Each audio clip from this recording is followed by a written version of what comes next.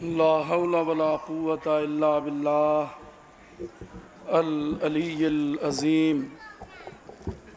اعوذ باللہ من الشیطان اللعین الرجیم۔ بسم اللہ الرحمن الرحیم۔ الحمد للہ رب العالمین، الصلاۃ والسلام علی اشرف الانبیاء والمرسلین وآلہ الطیبین الطاہرین المعصومین، ولعنۃ اللہ علی اعدائہم اعداء اللہ اجمعین۔ اما بعد فقد قال اللہ الحکیم فی کتابہ الکریم۔ بسم اللہ الرحمن الرحیم۔ یا ایتھا النفس المطمئنہ ارجعی الی ربک راضیۃ مرضیہ فادخلی فی عبادی وادخلی جنتی۔ ارباب عزا، ارباب ولا، یہاں پہ تشریف لائے ہوئے تمام عزادار اور زائرین، بہترین کلام سے نوازا شاعر محترم نے، تو میرے پاس اور کوئی چارہ نہیں تھا کہ امام حسین علیہ السلام کی مدحت کے لیے میں قرآن مجید سے ایک ایسے قصیدے کا انتخاب کروں جس قصیدے کا مداح خدا ہے اور ممدوح حسین ہے۔ ارشاد رب العزت ہو رہا ہے، یا ایتھا النفس المطمئنہ ارجعی الی ربک راضیۃ مرضیہ فادخلی فی عبادی وادخلی جنتی۔ اے نفس مطمئن، تو اپنے رب کی جانب پلٹ آ، اس عالم میں کہ تیرا رب تجھ سے راضی ہو چکا اور تو اپنے رب سے راضی ہو جا۔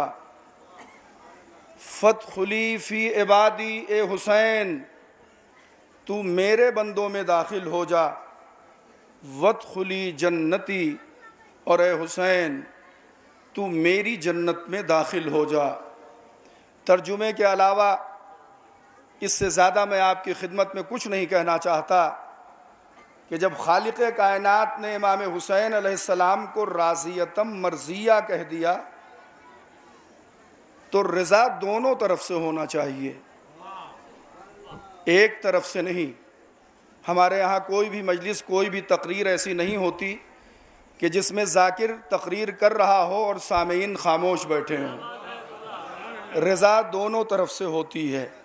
تو جب خالق نے امام حسین علیہ السلام کو راضیۃ مرضیہ کہہ دیا تو میرا جی چاہتا ہے کہ حسین کی زبان سے بھی ہمیں سنائی دے، کہ وہ آواز دیں کہ ہاں اے میرے خالق میں تجھ سے راضی ہوں۔ اس لیے کہ خالق نے کہہ دیا کہ تیرا رب تجھ سے راضی ہو چکا، تو اب ضرورت یہ ہے کہ تالی دونوں ہاتھ سے بجتی ہے۔ جب خدا نے کہہ دیا کہ میں تجھ سے راضی ہو چکا، تو کیا اب امام حسین علیہ السلام کو نہیں کہنا چاہیے کہ اے میرے پروردگار میں بھی تجھ سے راضی ہوں؟ شاید آپ متوجہ ہو جائیں، ایک پڑھے لکھے مجمع کے درمیان میں اپنی گفتگو کا آغاز کر رہا ہوں۔ خالق نے کہہ دیا راضیۃ مرضیہ، تیرا رب تجھ سے راضی ہو چکا اور تو اپنے رب سے راضی ہو جا۔ معصوم کے شان کے خلاف ہے کہ اگر اس سے خدا کہہ رہا ہو کہ تو راضی ہو جا تو معصوم کی طرف سے رضا کے لیے لبیک نہ ہو۔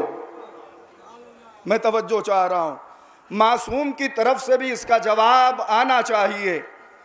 تو آپ کہیں گے کہ امام حسین علیہ السلام نے اس کا راضیۃ مرضیہ کا جواب کب دیا؟ تو میں آپ سے عرض کروں کہ امام حسین علیہ السلام نے راضیۃ مرضیہ کا جواب کربلا کے چٹیل میدان میں دیا۔ اس لیے کہ دنیا کا کوئی بھی مسلمان جب کسی کے انتقال کی خبر سنتا ہے تو صرف اتنا کہتا ہے انا للہ وَإِنَّ إِلَيْهِ رَاجِعُونَ، اس سے زیادہ پوری دنیا میں کوئی نہیں پڑھتا، اور اتنا ہی ہے قرآن کی آیت میں۔ مگر میں نے جب امام حسین علیہ السلام کی زبان سے سنا تو میرے مولا نے فرمایا اِنَّا لِلَّهِ وَإِنَّا إِلَيْهِ رَاجِعُونَ رِضًا بِقَضَائِهِ وَتَسْلِيمًا لِأَمْرِهِ، راضیتم مرضیہ خدا کی طرف سے تھا، رضًا بقضائہ حسین کی طرف سے تھا۔ ایک بلند ترین صلوات پڑھ دیں مل کے محمد اور آل محمد کا۔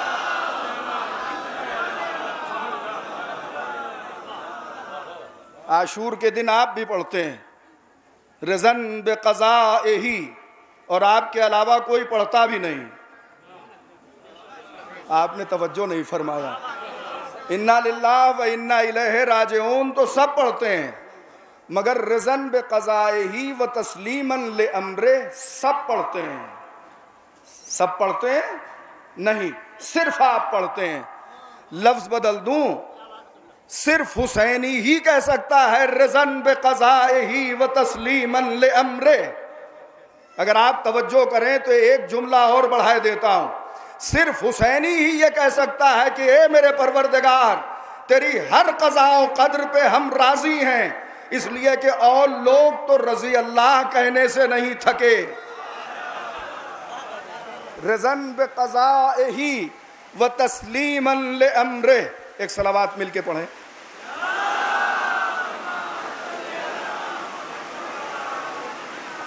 ظاہر ہے یہ کربلا والوں کا تذکرہ ہو رہا ہے، اور آپ جانتے ہیں کہ تیروں کے بارش میں بھی پیغام حسینی نہیں رکا، اور نہ چراغ بجھنے کے بعد سناٹا ہوا۔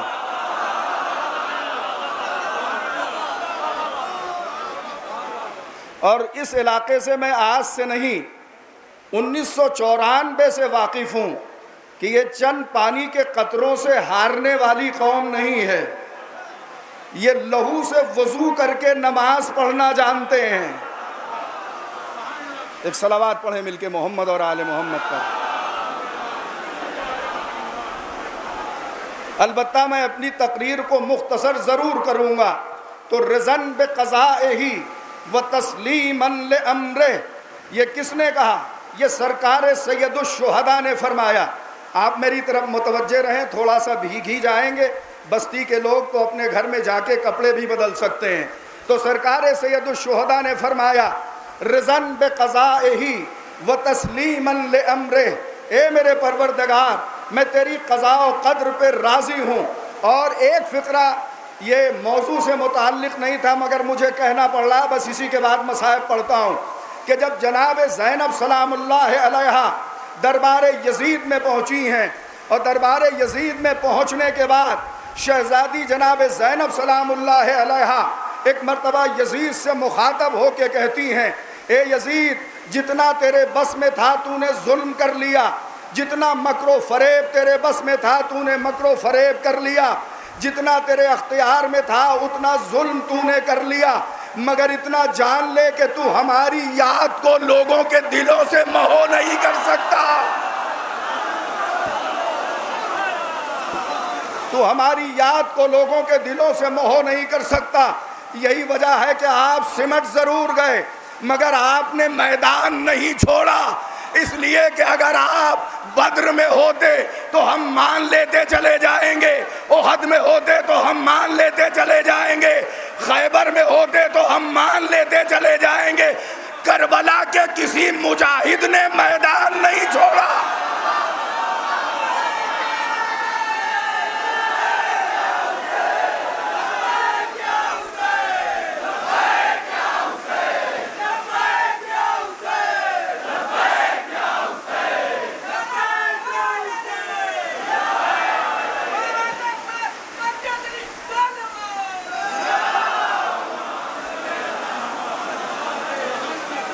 آپ دیکھیں کہ پوری تاریخ آپ کے سامنے، میں ختم کر رہا ہوں گفتگو کو، پوری تاریخ آپ کے سامنے ہے۔ دن کے اجالے میں لوگوں نے ساتھ چھوڑ دیا مگر حسینیوں نے چراغ بجھنے کے بعد بھی امام حسین علیہ السلام کا ساتھ نہیں چھوڑا۔ تو میں کہوں گا اے اصحاب حسین، وہ کون سی روشنی تھی کہ چراغ بجھنے کے بعد بھی تمہیں روکے رکھا تو آواز دیں گے زیتون کا چراغ بجھ گیا مگر امامت کا چراغ روشن رہا۔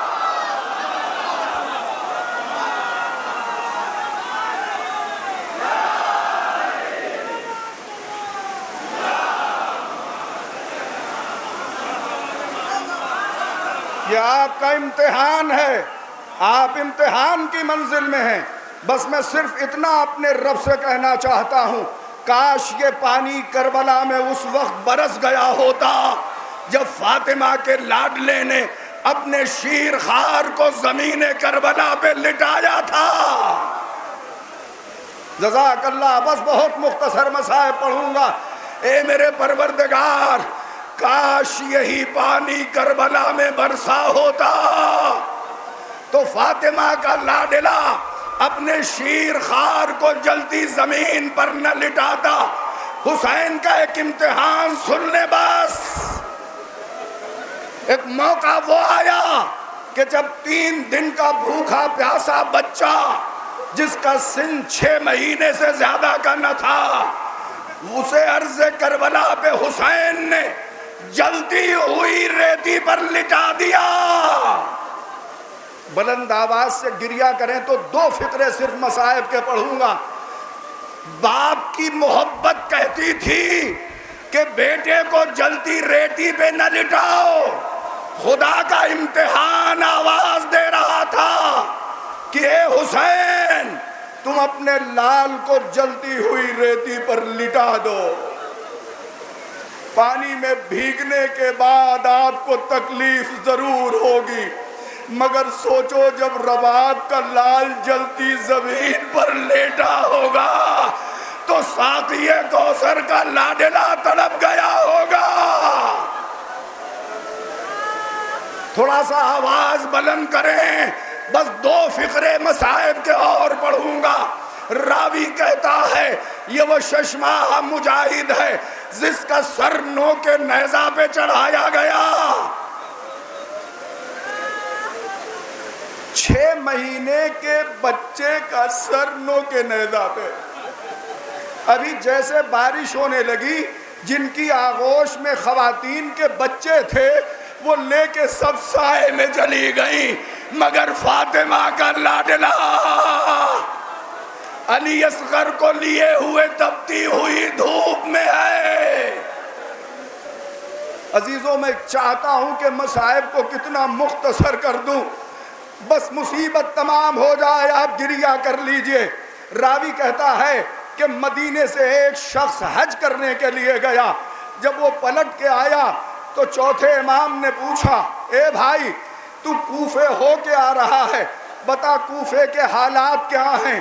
اور اس کے ساتھ امام نے خاص مطلب کی طرف اشارہ کیا، اے بھائی یہ بتا دے کہ ہرملہ گرفتار ہوا کہ نہیں؟ چوتھے امام کی طرف سے گریہ کر لو، اے بھائی یہ بتا کہ ہرملہ گرفتار ہوا کہ نہیں؟ تو اس نے کہا نہیں مولا، ابھی ہرملہ گرفتار نہیں ہوا۔ تو امام نے ہاتھوں کو اٹھایا اور بددعا کی، پروردگار ہرملہ کو جہنم کی آگ سے پہلے دنیا کی آگ میں جلا دے۔ راوی کہتا ہے وہاں سے نکل کے جب میں کوفہ آیا تو میں نے دیکھا کوفے میں ایک شور بلند ہے اور چاروں طرف سے شور اٹھ رہا ہے۔ میں نے پوچھا سبب کیا ہے؟ تو انہوں نے کہا ہرملہ گرفتار ہو گیا۔ اللہ جانے آپ کیسے سنیں گے، دربار مختار میں یہ خوشی کم تھی کہ ہرملہ گرفتار ہو گیا۔ آنکھوں سے آنسو جاری تھے سب کے کہ علی اصغر کا قاتل۔ مختار کے سپاہیوں نے قید کر لیا، ہرملہ کو لایا گیا۔ حضرت مختار کا دستور یہ تھا کہ ہمیشہ جب کوئی قاتل یا ظالم گرفتار ہوتا تو جناب مختار پوچھتے تو نے کربلا میں کون کون سے ظلم کیے؟ ہرملہ سے بھی پوچھا تو نے کربلا میں کون کون سے ظلم کیے؟ تو ہرملہ کہتا ہے میں نے بہت اہم 3 ظلم کیے ہیں۔ علم پرچم نگاہوں کے سامنے ہے، بغیر روئے نہ اٹھیے گا۔ ہرملہ کہتا ہے سب سے پہلا تیر میں نے اس وقت چلایا جب فراز سے مشکیزہ بھر کے علی کا لاڈلا اللہ اکبر خیموں کی طرف روانہ ہوا۔ رو لیجئے، تمام کر رہا ہوں، مگر وہ تیر مشک سکینہ پہ نہ لگا، جناب عباس کے آنکھ میں جا کے لگا۔ دربار مختار میں رونے کا کوہرام برپا ہوا۔ مختار نے جب آنسو تھمے تو پوچھا ہرملہ دوسرا تیر کب مارا؟ تو اس نے کہا کہ جب سارے حسین کے ساتھی شہید ہو گئے، علی اصغر بھی شہید ہو گیا، تو حسین عازم مقتل ہوئے اور لڑتے تھے، پلٹ کے خیمے کی طرف دیکھتے جاتے تھے کہ اب عباس زندہ نہیں ہے، اے حسین ذرا خیموں کی خبر لو۔ ہرملہ کہتا حسین خیمے کی طرف دیکھ رہے تھے کہ ایک ظالم نے ایک پتھر مارا جو حسین کی پیشانی پہ آ کے لگا۔ فاطمہ زہرا کے لاڈلے نے قبا کی دامن سے خون صاف کرنا شروع کیا تو میں نے تیر کا نشانہ لیا جو حسین کے سینے پہ جا کے لگا، پشت سے پار ہو گیا۔ حسین تڑپ کے بولے بسم اللہ و باللہ علی ملت رسول اللہ۔ مصائب کا آخری فقرہ ہے۔ ہرملہ کہتا ہے تیسرا تیر چلے کمان میں نے اس وقت جوڑا جب حسین اپنے ننھے مجاہد کو لے کے مقتل کربلا میں آئے۔ جزاک اللہ۔ یہ تین پھل کا تیر جسے تیرے سے شعبہ کہتے ہیں، زیارت ناہیہ میں آپ کے امام نے فرمایا ہے علی اصغر کا گلا چھدا نہیں، اس کان سے اس کان تک رباب کا لاڈلا ذبح ہو گیا۔ ہرملہ کہتا ہے کہ میں نے تیر کو چلے کمان میں جوڑا، علی اصغر کی طرف رہا کیا اور وہ بچہ اپنے باپ کے ہاتھوں پہ منقلب ہو گیا۔ حسین اسے لے کے آگے بڑھتے تھے۔ انا للہ و انا الیہ راجعون۔ حضرت مختار روتے روتے تڑپ گئے۔ اے ہرملہ، میں اپنی ماں بہنوں سے آخری فقرہ کہہ رہا ہوں، اے ہرملہ تیرا دل بھی کبھی جلا؟ تو ہرملہ کہتا ہاں مختار، جب حسین ننھے بچے کا لاشا لیے ہوئے خیمے کی طرف بڑھے، ماں خیمے سے نکل آئی تو میرا کلیجہ بھی تڑپ گیا۔ رباب نے فرمایا یا بنیا مثلک یدھر۔